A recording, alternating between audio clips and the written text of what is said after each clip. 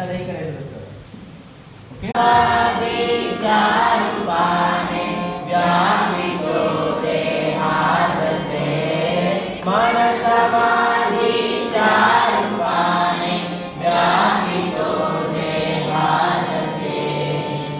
खाली म्हणायचा परत समाधीच्या रूपाने व्यापितो देहा जसे मन